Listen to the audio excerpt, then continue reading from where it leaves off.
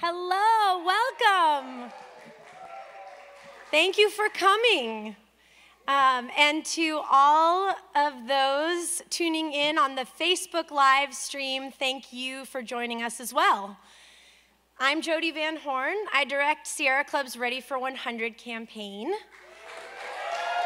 Thank you. This is a movement of students, businesses, faith leaders, mayors, and community leaders in hundreds of towns and cities across the country who are working to move away from fossil fuels to a more just and fair economy powered entirely by renewable energy. And it is growing, neighborhood by neighborhood, city by city, and state by state.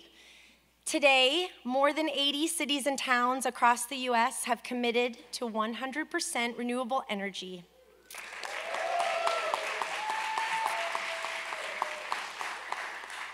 And these communities aren't just changing how our country is powered, they're inspiring us to think differently about what's possible.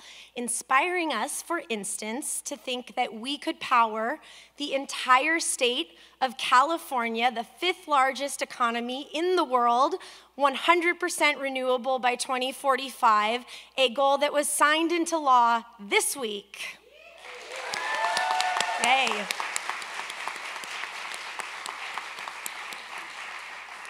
But it's really the vision and the solutions, and indeed the stories of those communities behind the commitments that make 100% possible. Movement at its foundation is always collaboration and partnership, so we are very happy that we share this vision with our partners at 7th Generation. Together, through our Commit to Clean partnership, we are working to build awareness about bold climate solutions and amplify the many heroes that are behind change happening in communities all across the country.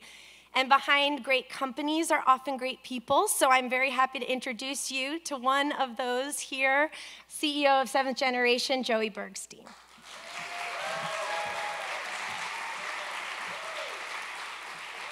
Well, thanks so much, Jodie. We're so proud to be here and partnering with such an amazing organization as Sierra Club and all of the incredible work that you're doing to move all of these cities to make real commitments to clean energy. It's such important work.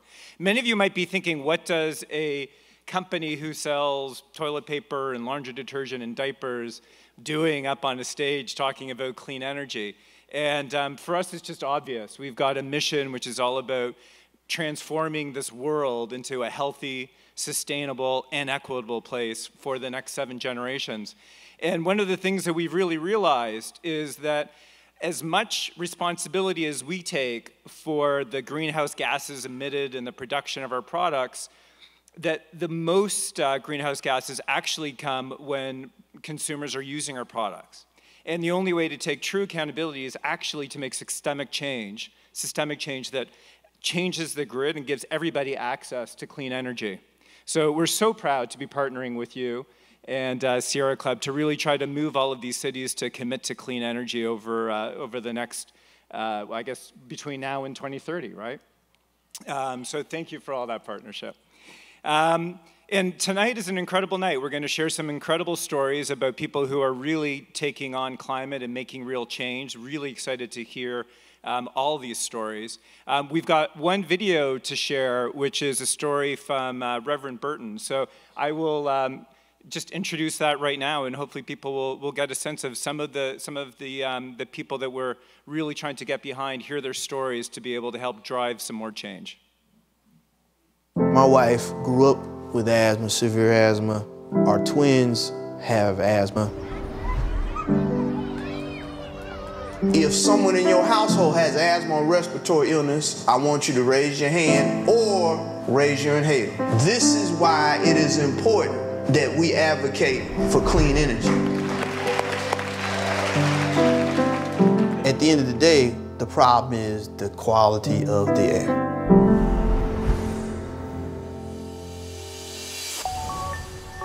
Clean air is a human issue. No one should be arguing with that. We have many signs throughout the city to let you know what the quality of the area is. Our climate is changing, and for people who want to get kids outside to have to be concerned about, is the air all right for them to go out? That's a big issue. Hey, the gang's all here. In a lot of urban areas, it's known for kids to have more asthma. When I would take them out as kids, I had to make sure I had an inhaler.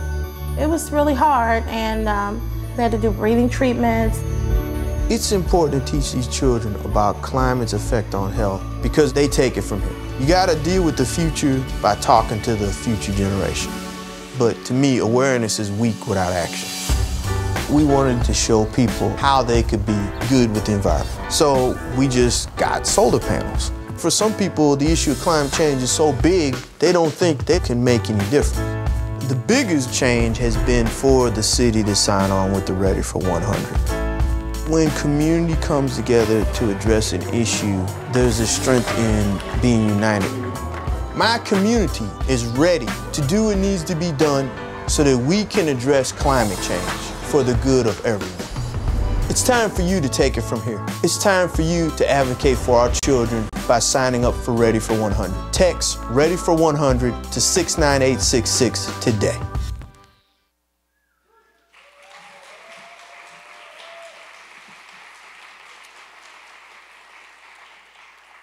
So we are very honored to have 5 leaders like Reverend Burton here tonight, whose vision and whose stories are really among those that are driving this change at the local level all across the country.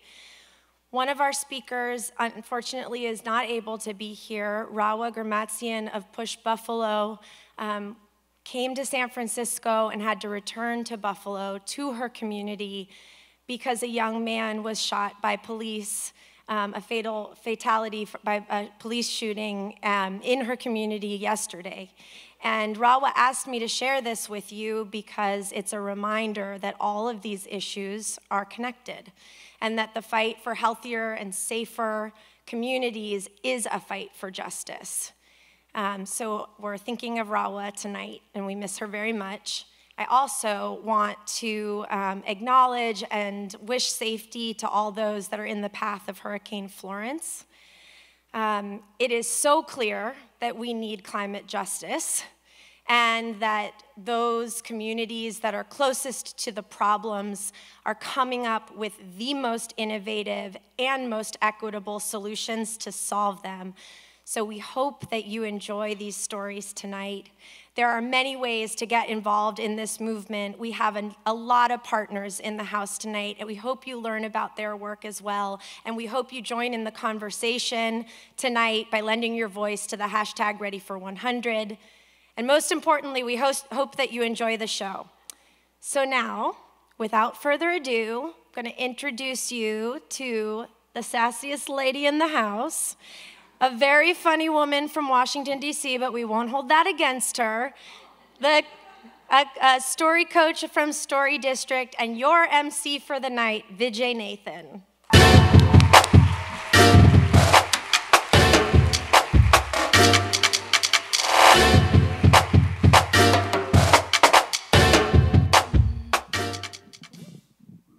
Wait, I didn't say stop applauding. What happened? People, thank you. My God, this is so much. That's so unexpected. Thanks. These are really inspiring stories. I was one of the coaches, and Amy Sedman, wave Amy, hey. We were lucky enough to work with these amazing people and be inspired by all of the work that they're doing. And it makes me want to go out there and do more. So I'm hoping that that's how you'll feel at the end of this evening as well. So just like by round of applause, who recycles? Okay, who doesn't really recycle? You won't admit it. You will not admit it.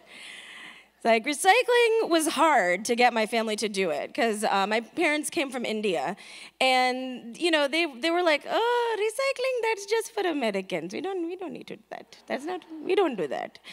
And so like it took a lot, like because they also had very like firm beliefs, you know, like though they came from India and I was born here, you know, there are certain American traditions that they didn't believe in, like freedom. That was a big one. They're very strict, very, very strict.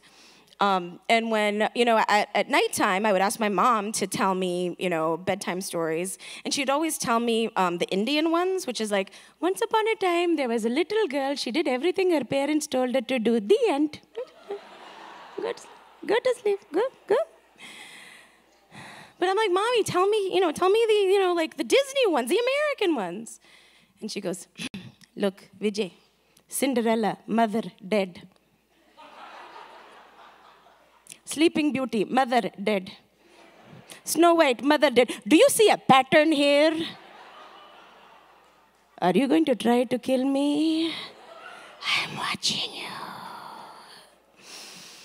But, they became more American, got used to things in America, and I educated them a lot about the environment and recycling, and now I've created a monster with my mom. Like, I was just going to throw something away at home. I accidentally threw, like, a yogurt cup into the trash, and she was like, she picks it up, and she's like, do you see the triangle? Do you see this? Okay. You know what happens if you put this in the garbage? It goes into a landfill. And then what happens with that? Then it causes all this global warming, and then all the ice caps melt, and then the sea levels rise, and then you know what happens? All this extreme weather. Are you trying to kill me? I'm watching you. So we are here to celebrate stories of getting ready for 100. Are you guys ready? Yay! Okay, it is my great pleasure to bring up our first storyteller for the evening. Please give a warm, warm welcome to Mayor Greg Lemons from Abita, Louisiana.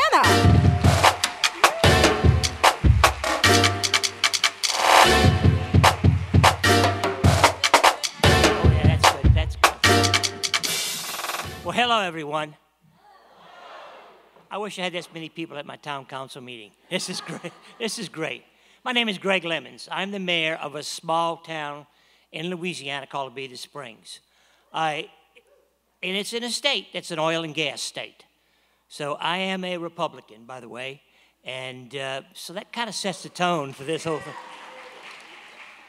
Anyway, I moved back to Abita Springs after 36 years with the Fortune 500 company. I came home. I came home in 2003. We measure everything by hurricanes. So that was a year before Hurricane Katrina. So I came back, I got involved in local government and became an alderman and then became mayor. So after I became mayor, within the first couple weeks I found out that there was about 60,000 acres on my doorstep, to include sort of part of my town, was being leased to an oil company to do fracking. And if you do the math, that's 2,000 wells. That's 2,000 fracking wells in a residential rural community. I said, well, okay, I need to find out a little bit. Because I actually worked offshore when I was younger. Thought fracking in oil and gas production was great. Which drives Louisiana. It still drives Louisiana. But I said, I need to do a little education. So what I'm going to do is I'm going to go find out everything I can about fracking and oil and gas production to understand what all the hubbub's about. So, first thing I did is I had a friend of mine that was a news reporter in Pittsburgh, Pennsylvania. So I called him up and I said, I hear about this little town up in the northeast corner of Pennsylvania called Dimmock. And I understand they can set their kitchen sinks on fire. I said, that can't be. He said, yeah, I tell you what, if you want to come up here, we'll drive across the state and we'll go up there and visit this family. Sure enough, we go up into this farmhouse in Dimmock, Pennsylvania, in rural Pennsylvania, and the family brings me to their kitchen, turns on their faucet, and methane gas came out with the water. And they lit that gas. I saw it. I saw the look on their family's face. I said, wow, this is bad. I said, what are y'all doing? And I look over the corner, and there's about 200 bottled water sitting there. We don't know what we're going to do. I said, okay, well, maybe that's a one-off. Maybe that's kind of odd situation. You know, Pennsylvania is not the same as Louisiana. So I said, I got to go find out some more stuff. So I went up in North Louisiana where there was had been fracking the shale formation up there for years. And I turned off the interstate and I start hearing this tremendous rumbling and hearing the compressors of them compressing this natural gas. I drive another 20 miles up into the wilderness, and I see land completely denuded of all the trees and wells connected to the pipelines with no grass, no trees. I was also taken to another site and saw a stream where they had spilled oil in that stream, and there was dead fish. I didn't see anyone, but I understand there was dead animals. I said, well, maybe this is, I'm still not convinced. I said, well, I'm going to go to Denton, Texas. I was invited to go to Denton, Texas. Well, Denton was kind of unique because they had tried to put an ordinance in place to stop fracking in their town. Good idea. I thought maybe that's something we wanted to do. Again, I'm the mayor of a small town. I can help getting an ordinance in place to do that. So we drove over there, and we went to an active fracking site. They had all the vehicles lined up, and they were pumping that chemicals down through the aquifer into the earth. The fraction of shale was there. Every worker on that site was walking around with a Tyvek suit on and a respirator and a hearing earmuffs. And the smell and the sounds were coming at 100 yards away is a playground. Children were playing in this playground in the same vicinity that always has happened. I said, wow, this is something. I'd also got a call from the business manager of Fort Worth, Texas. And we were talking on the phone, and he said, oh, I got to go. And I said, well, was something wrong? Did I say something wrong? I mean, did you have trouble understanding me? He said, no, we're having an earthquake. I said, what? He said, yeah, we already had 100 earthquakes this year, and we've never had earthquakes before. So those points become a pivotal point in my life that I realized that maybe this is something we don't want to do. So I came back at the same time that the constituents came up to me and said, well, no, we don't want this either. So a good mayor will listen to what people tell him to do, or he won't be a mayor long. So I know we got a couple candidates for mayor here, so I was telling you, listen to what your constituents say. And they say it very loudly. We don't want this. So I said, well, what am I going to do? I said, this is something we don't want. There's a problem with this whole scenario. We can't live off of fossil fuels forever. We got to come up with some kind of solution. So at the same time, I took them to court. I partnered with Tulane Environmental Law.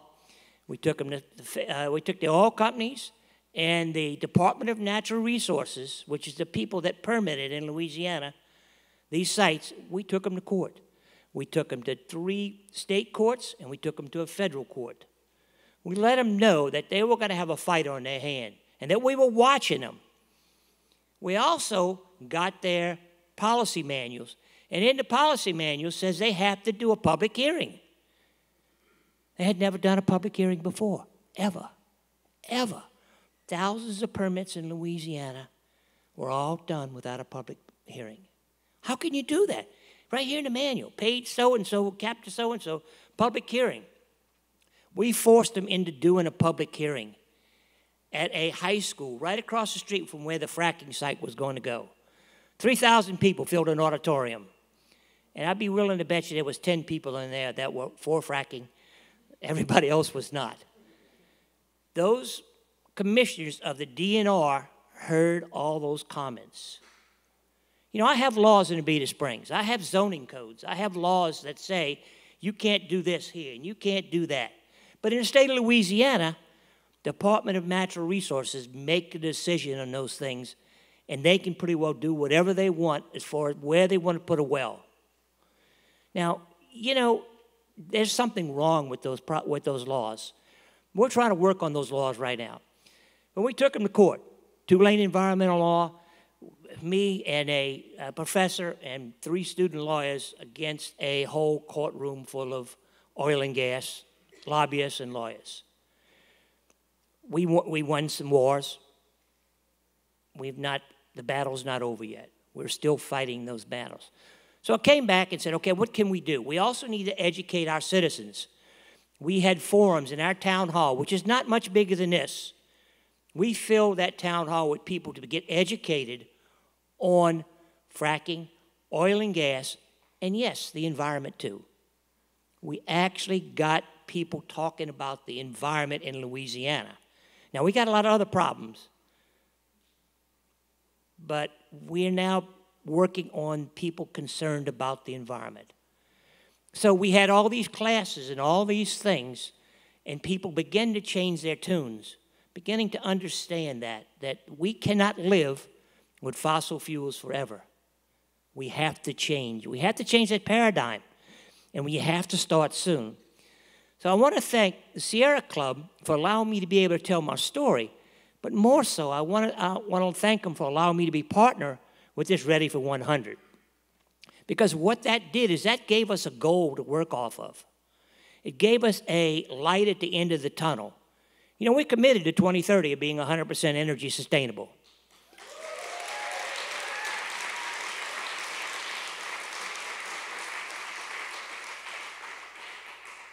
Now, what that means in Louisiana, we got a lot of sun down there. That means solar panels. By the end of this year, I will put 188 solar panels on our town hall. That will get me 60% of my utility needs for that one building.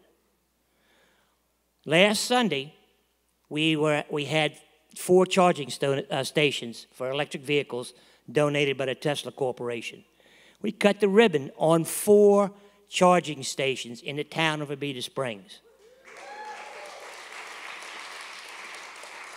We had EV charging day, and we must have had 20, 25 electric vehicles that came to Abita Springs. Now, Abita Springs is not real big, but it's a good place to come. It's a good place to raise a family.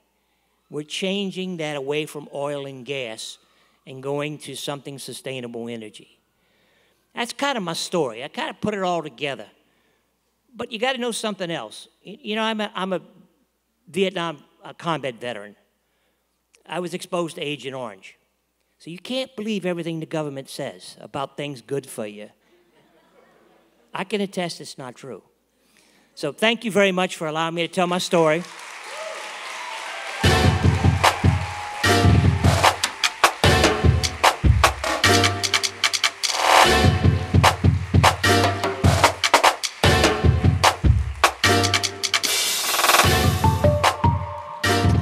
Mayor Lemons.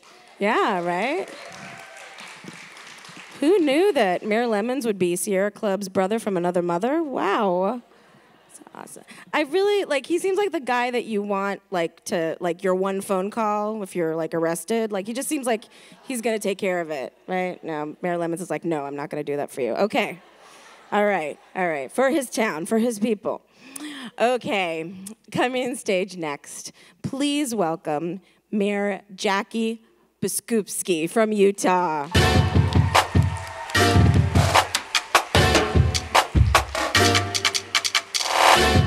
little shorter. I can tilt it. Thank you. Well, hello, everyone. So I have to take you back to 1994. This is the year I was comfortable, and I was sitting on my comfortable couch one night watching TV, and this news story comes on. And it's about these kids.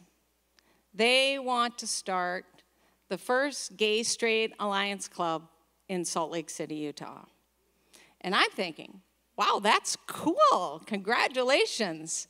And then the news cuts to the school board. And they are in complete disarray. And then the legislature goes crazy. And they decide to ban all non-curricular clubs in the state of Utah just so those kids couldn't have their one little club. I'm not comfortable anymore. And I got off my couch, and I haven't gone back. So, thank you. So in 1996, I run a campaign, I get this woman elected, and we take out one of the voters who banned the club. That was inspiring. I like that. And then in 97, I decide I'm going to run myself. And I run for the Salt Lake City Council. But I lose. And I lost by 43 votes. Yes, every vote matters, so please vote. I get a call from City Hall, and my opponent, the first thing he is working on is repealing protections for gay and lesbian employees from discrimination. Yeah, so now it stings even more. And I'm simmering, and one day my phone rings again, and now it's Representative Gene Davis. And he says to me, "Hey kid, I want you to run for my seat. I'm going to run for the Senate this year." I'm like, count me in. And so I run. And it's not easy, but I win. Yeah, I win. In 1998, I become Utah's first openly gay elected official.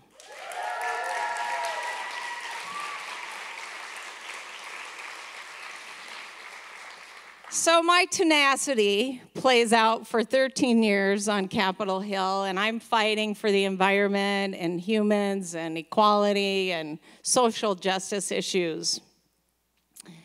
But during that window of time, I adopt a son in 2011, and in 2010. So in 2011, I decided I'm going to take a break. I'm going to take a break, spend time with my kid. And when you have a kid, you look at things differently. And I was noticing how bad the air pollution was. And no one was leading on this issue in Utah, and not even in Salt Lake City. And I thought to myself, you know what? It might be time. So I do this poll on the mayor's race, and I do it in 2014. And I sit down with the pollster, and he says, "You can't win." And I'm like, okay, here's your 30 grand. Thank you very much. But then I reach out to a really good friend of mine who's a Republican. And I sit down with him, and we pore over the poll together. And he says, "The issues the people care about are the same things you care about. And if you run, you will win."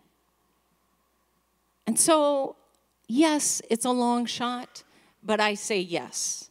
And I get in that race, and I win, and by more than 43 votes. But what I didn't realize was, the first month on the job, you have to understand the state of the city and do an address. So I'm poring over documents in my office that is being submitted to me by different departments. And I come to the Division of Sustainability document. And on there it says, 100% renewable energy by 2045. And we can't breathe. And I'm thinking, I can't do 2045. I might be dead by then.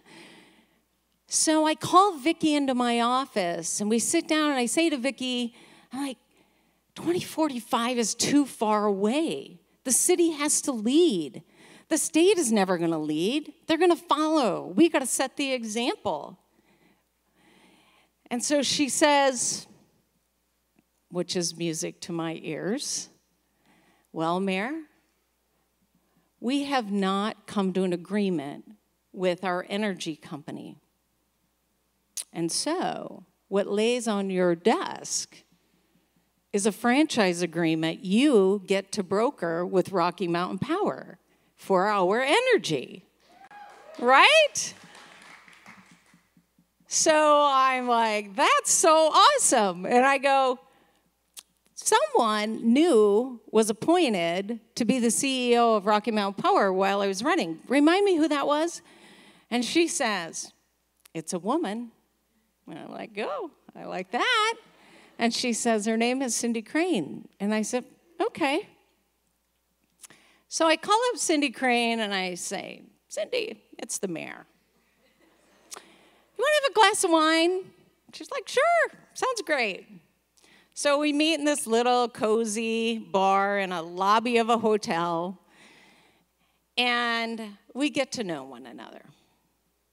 But I also share with her why I ran and my concern about air quality, and that somebody needs to lead. But I need help if I'm going to have an impact. And I ask her, are you willing to help me?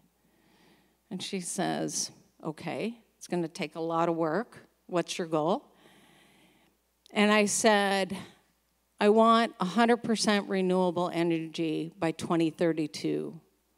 And she said, well, okay, I'll get my people working on it. She said, but you got to do your part. And I said, we'll do our part. We'll do it. So for several months, we're working on this, but we're working on my part too. And we come to an agreement. And we set an unprecedented contract agreement in place with a 5-year window. These agreements are usually 20 years. And the 5 years gives me a chance to make sure that we are on track for 100% renewable by 2032. But my city also, once we get that agreement in place, we go to work. We have 16 buildings with solar panels on top of them. We have 3 buildings in our city that are net zero. Public safety buildings. 3, the first 3 in the country. Yes. But what's even more inspiring to me is I lay this groundwork down with Rocky Mountain Power in a way that it can be replicated. And guess what? Out of those 80 cities, 3 more sign on to 100% renewable by 2032 from Utah.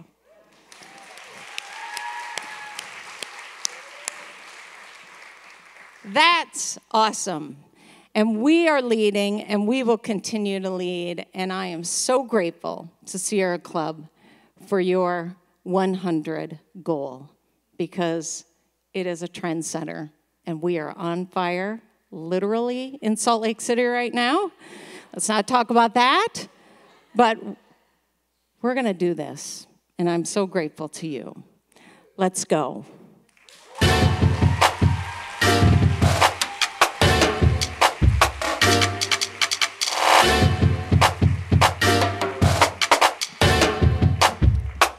Jackie Biskupski. What a rock star. And that was very inspiring because, you know, like I really believe now that after listening to her story, all it takes is grit, determination, and just a glass of wine or 2 to get things done. Okay, excellent. All right, are you ready for your next storyteller? Yes? Wonderful. Please welcome Haven Coleman from Colorado.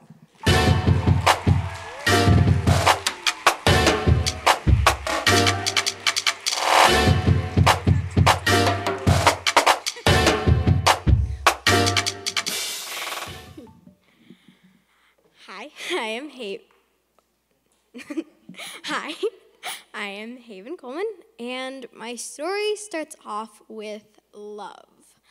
I love sloths. They are my favorite animal. They're just so cute, slow, and cuddly, and I just feel like I'm connected to them. They're also endangered. In 2015, when I was in 5th grade, 2016, when I was in 5th grade, I learned that deforestation in the Amazon was hurting the sloths, as well as countless other plants, animals, and people too.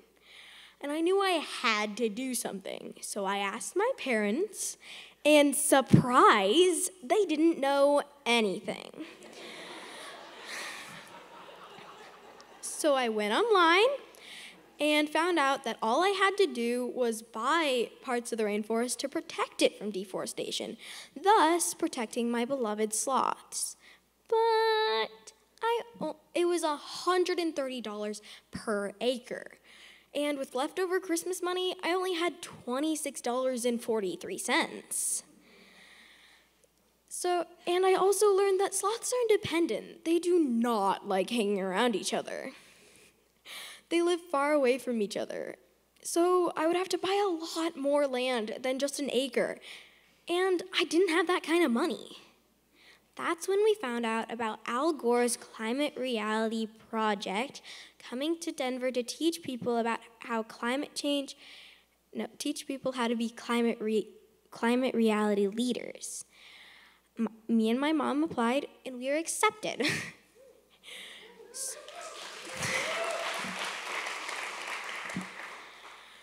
I learned so much more about climate change and how it doesn't just affect the rainforest, it affects the whole world. And I wanted a livable future for me, for you, and for everyone. And of course, the sloths. I used the information that I got from Al Gore's Climate Reality Project to teach kids at my school and other schools in Denver about how climate change is affecting us and our generation. I started at my school, but it wasn't a huge success. Some kids are really excited about it, but others not so much. One kid wanted to argue with me because his parents told him that climate change wasn't real. So I went to more schools to teach as many kids as possible who wanted to listen to get them excited about fighting climate change. I learned that in Colorado Springs, the Martin Drake coal power plant was poisoning the air for hundreds of thousands of people. And one day, I was carpooling on a field trip, and we passed by the power plant. One kid said, "Hey, Mom, what's that smoke?" She said, "Oh, honey, that's just steam." And I said, "No, that's poison."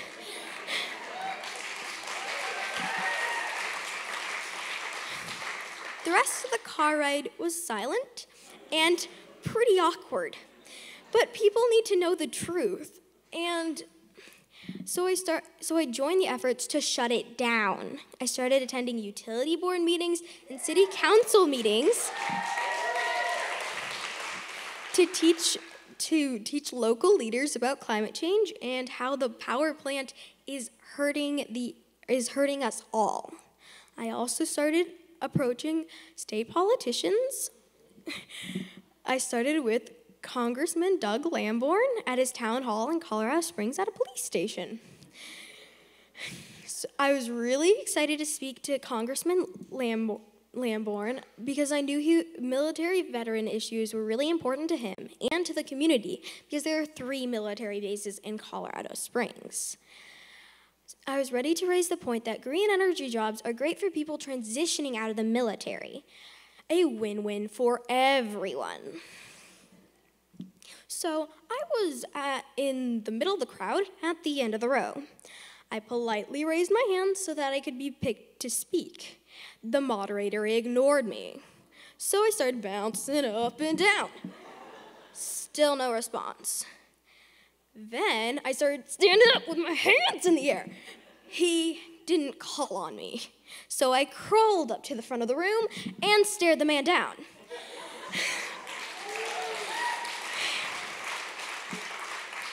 He had to take notice to me. So then he called on me to ask my answer. After I asked my answer, the whole crowd cheered. But the congressman wasn't interested.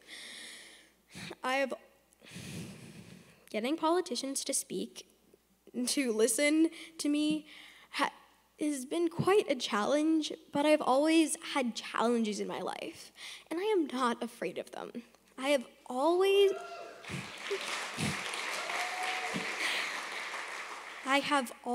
struggled in school, And last year, I was diagnosed with dyslexia, dyscalculia, and dysgraphia. And I know what you're thinking. Yes, that is a lot of disses. But I learned that my challenges actually help me see problems differently because my brain actually works differently.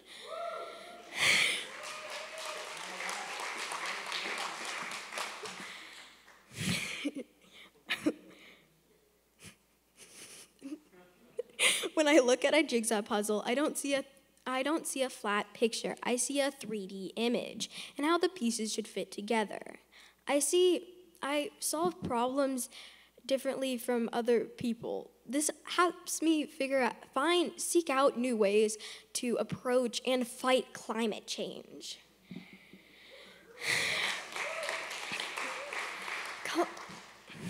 Climate change is real, and so many kids and adults need to get active and start trying to fight it.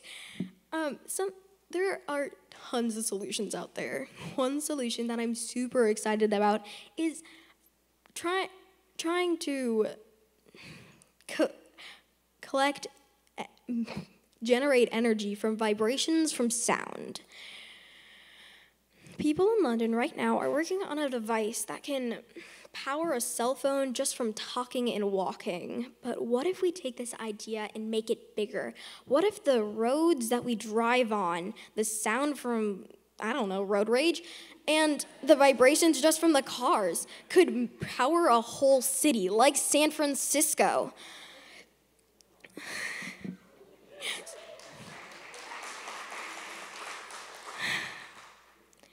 I know it's sort of hard to understand a lot of climate change, but the best way I know how to tell people about it is to relate it to my favorite book series, Harry Potter. In Harry Potter, no one wanted to believe Harry when he said that the evil Voldemort was back and was slowly building his army to destroy the world. All the leaders and politicians tried to keep Harry and his friends quiet and told everyone that they were lying because they didn't believe that Voldemort was back and was going to destroy them all. Climate change is real, and so many people and politicians don't believe it. They discredit those who speak out, and they want climate change to be he who must not be named, so that we will never speak about it again.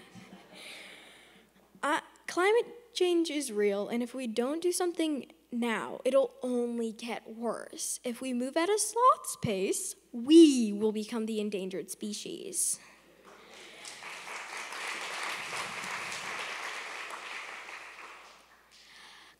We have to fight for our planet, fight for our future, and if a 12-year-old girl like me can do it, so can you. Thank you.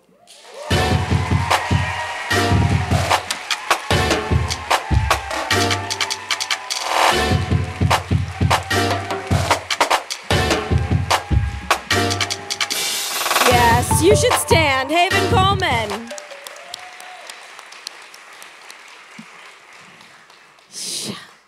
Haven Coleman, 12 years old. I was doing nothing when I was 12 years old.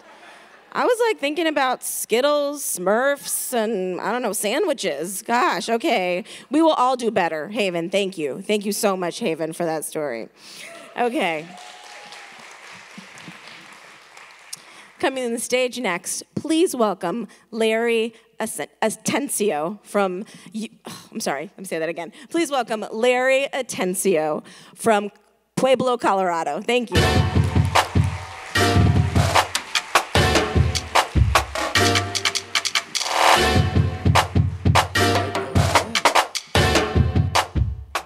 Good evening, everybody. My name is Larry Atencio, and I'm from Pueblo, Colorado. Good old Pueblo. I grew up on the Lower East Side of Pueblo, very low-income neighborhood. It was a stone's throw, actually, from another low-income neighborhood called Dogpatch. Familiar? Very low-income neighborhoods. In 2017, I was on city council. I sponsored a city council resolution to bring Pueblo to 100% renewable by the year 2035. We did it on a 6-to-1 vote. 6-to-1. That one dissenting vote said, there's no way we could do it, it's going to cost too much, and climate change is a hoax and everything else. You know one of those people, right? We all do. Pueblo is a steel town. It was the Pittsburgh of the West. You could tell it was Pueblo because of the black, thick smoke that was emanating out of all the smokestacks at the mill. You could tell it was Pueblo because you can see the smoke from miles and miles and miles away. But it meant prosperity. It meant jobs. Blue collar, lunch bucket carrying, hard-working Puebloans who loved their steel mill. I worked at the steel mill, and just about everybody else did when I was in college during the summers.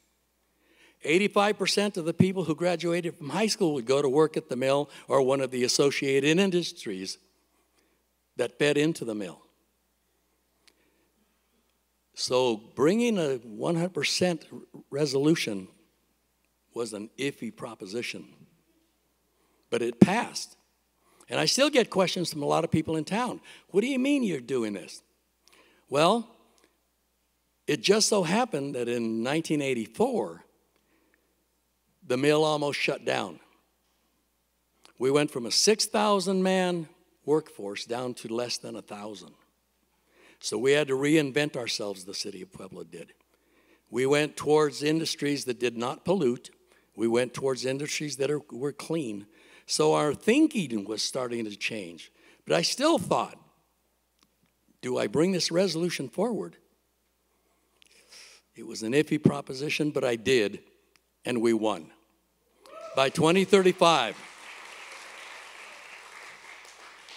I'd always been active in politics, and I was always a gopher for politicians who were getting reelected or people who wanted to get elected. In 2007, I was appointed to city council. The following year, I ran for election and I won. My work, coming from a low-income neighborhood, my work consisted of trying to relieve the burden, the financial burden of the people that I grew up with, because I came from there. I knew what their issues were. I knew the struggles that they had. And when I was appointed liaison to the Black Hills Energy, which is our electric provider, and a group called Pueblo's Energy Future, which were people from the Sierra Club and from the faith community and from the business community. And they were basically talking about our electric rates and how we were generating that electric power. And I thought, you know what, my work to alleviate the burden on low-income people and their work and the Sierra Club's work, they really do fit together. Because if we build solar electric power generating and lower the climate change or lower the pollution rates because we don't have polluting power plants anymore, and the cost of electric power is coming down because of solar, they really do mesh together. So I was all in. I really was. Because my goal of helping low-income people and Sierra Club's goal of climate change, I could really see those two coming together. So I worked with Black Hills Energy. I was liaison to Black Hills Energy. And I got a couple of concessions from them. They went about reforming their deposit policy, and they went about I got them to reform the reconnect policies and things like that. But that wasn't enough. So I started advocating for solar gardens in low-income neighborhoods. and we're going to get them. We're in talks. We're in talks with Black Hills right now as we speak. Next week I'll be meeting with them again. We're going to build 4 500-kilowatt solar arrays in the neighborhoods of Pueblo, low-income neighborhoods of Pueblo. After that, oh, by the way, I'm running for mayor this year. Well, thank you very much, but you can't vote for me. But my point is, if I get mayor, they better watch out. That's all there is to it. Because the first thing I'm going to do is get all city facilities in Pueblo to go 100% renewable. We will get all of our electric power from solar. Pueblo is in the Sun Belt of the United States. And our ability to create electricity from solar is so good that even NREL, which is the National Renewable Energy Laboratory, says that Pueblo is in a prime spot for solar. So we're going to do it. The savings that I get from those solar panels on all of our city facilities, I'll be able to put into programs that will help my low-income constituents with the problems that they have.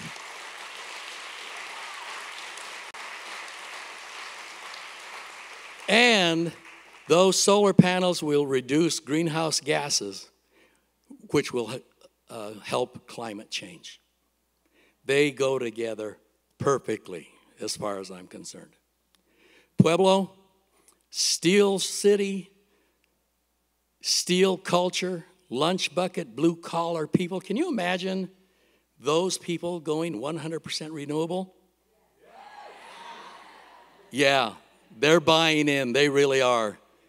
I see a real rosy future for Pueblo. I see a real rosy future for the people of Pueblo. And I see a real rosy future for the people of the United States and the world going 100% renewable. Thank you.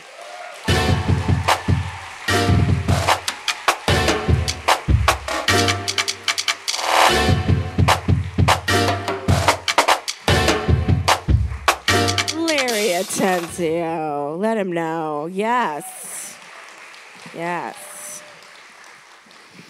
All right. Are you ready for the closer? You ready? You ready for him? Yeah, I want those cat calls. Okay, all right. Coming to the stage next, it is my distinct pleasure to welcome the Reverend Leo Woodberry from South Carolina.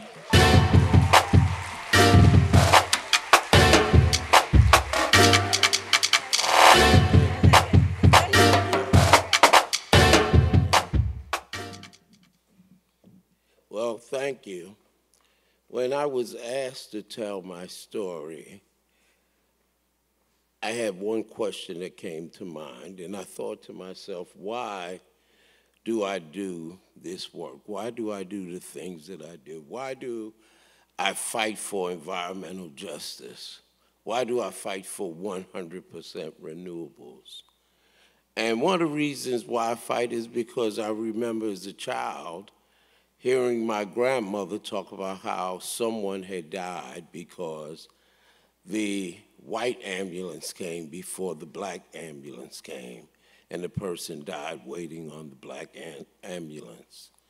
I do this work because I remember riding down from New York City to visit my grandparents in South Carolina and sitting in the back seat of my dad's big car with my two siblings and eating fried chicken out of a cardboard shoebox and drinking Kool-Aid out of a thermos because we didn't want to stop at a restaurant or at a gas station and perhaps hear the words, "We don't serve your kind."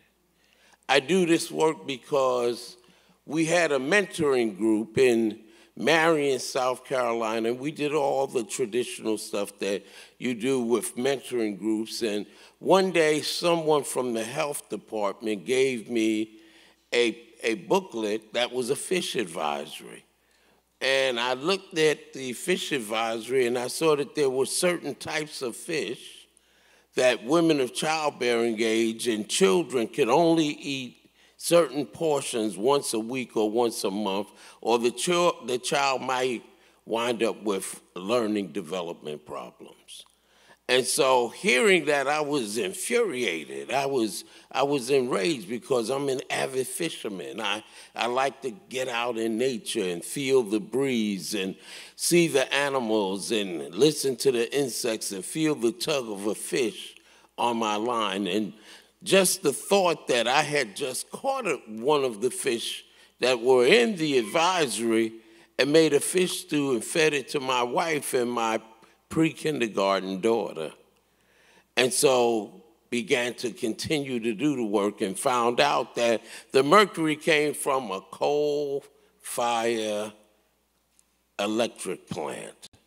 And that began my journey. And I began to find out that our air emissions were not clean, and our waterways had mercury in it, and then we had coal ash ponds, and we had contamination in our air and our land and our water. And I continue to work, and one of the reasons why I do this work is because of Miss Annie. Miss Annie was one of my members, and she was a wonderful elder, nice, sweet woman, lived in a rickety wooden house, and because she was one of those people who worked in our fields and picked picked crops or cleaned our homes, and the people that they worked for never paid into Social Security, so she had to live off an SSI check, and I've never seen one of them larger than $600 a month. And because of that, she couldn't heat her entire home. She had one room that she would heat with an old kerosene heater and another room where she used a wood-burning stove. And when Miss Annie got sick and went in the hospital, they found out that she had pneumonia, what they call walking pneumonia, probably from traveling from one cold room to a warm one, and it was one of the factors that led to her death. I do this work because of the Whitney M. Slater Foundation. And Whitney Slater was a young lady who lived between two polluting facilities, and at the age of 19, she wound up with cancer. And as a student at South Carolina State University, she didn't give up, she didn't give out. She shared her story. She gave workshops and seminars about where we live and what we eat and how we should go to the doctor on a regular basis. And when she passed away at the age of 21, her mother and her grandmother formed this organization, and we worked on health issues and environmental issues. And just a couple of weeks ago, in Dillon, South Carolina, we cut the ribbon on a solar farm that will provide energy for 1,200 houses in a low-income rural area. The solar farm is covered in all four directions by soybean farms. And out of that low-income area, we were able to get a third of the people who are 200% below the poverty line to have their $250 initial connection fee waived, and also had 1,500 homes that receive free energy efficiency upgrade. I do this work because of the Justice First Tour that we did in 4 months from April to August in partnership with Jodie and Sierra Club, Ready for 100, and Dogwood Alliance. And we, in those 4 months, visited 12 southern states and 25 cities, telling everybody about how we need to go 100% renewable.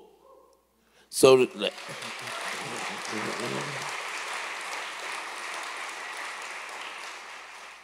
that we have 100% renewable for 100% of the people. And we don't have any more Miss Annies, and we have no more Whitney M. Slaters. That is why I do this work. Thank you.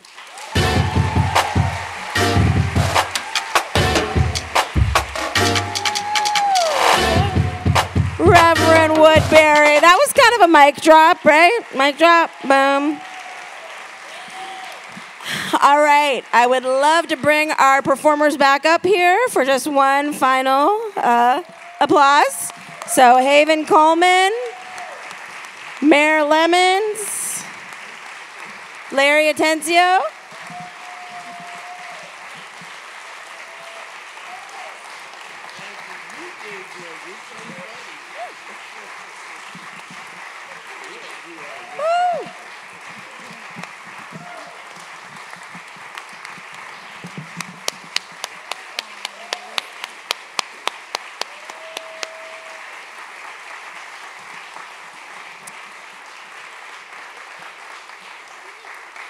We are nearing the end. I just want to say a huge thank you to the team at Seventh Generation for your vision, for your partnership, for advocating for the health of our communities and for the next 7 generations. Thank you so much.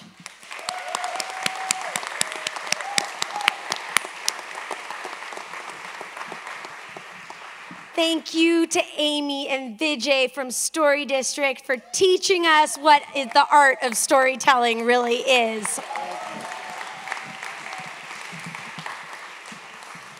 Thank you to all the Ready for 100 teams and activists out in the field. Thank you for watching tonight. Thank you for the work you do.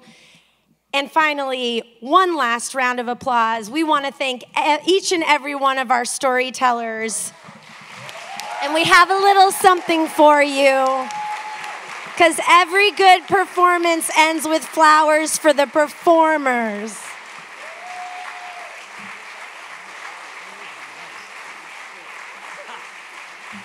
And we have, and this is for you, darling, and this is for Amy. So Mayor Jackie Biskupski had to run off to another Global Climate Action Summit related event. So we'll throw these flowers at the end. Someone can catch them. Thank you all for coming. The bar is about to reopen. So go get yourself a drink and tell each other some stories.